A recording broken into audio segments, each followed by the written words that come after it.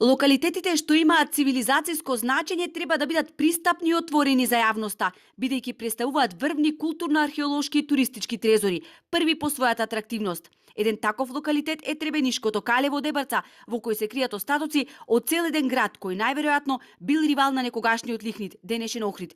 Неговата историја и артефакти пронајдени во текот на повеќегодишното истражување се доказ за богатото наследство на овој град кој има корени од архајско време, вели професор доктор Виктор Лилич, поранешен прв човек на управата за заштита на културно наследство.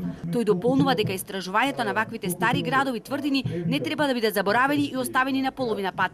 Тоа е во светот се практикува на вакви места на големи градови како што е Требенишкото кале, чие што историско име се уште не го знаеме. Јас лично, например, мислам дека тоа можел да биде еден од оние градови што ги освоил македонскиот крал Филип Петиот.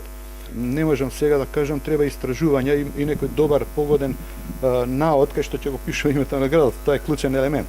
Се предпоставува, вели Лилич, дека станува збор за античкиот град Енхелана, но се додека не се смогнат сили локалитетот да биде докрај истражен, местото треба да биде означено, барем со поставување на информативна табла. Во светот на вакви локалитети се прават музеи, дури непосредно и до магистрални патишта.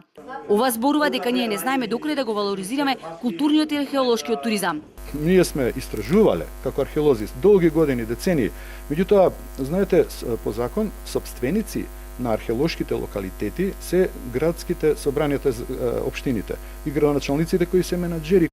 Ако ние тука не се обидеме да ги задржиме туристите, значи што друго би правеле, нели? Тоа е таа спрега помеѓу општините и нас како археолози и туристичките работници, да речам, па и нормално и музеите, музеолозите.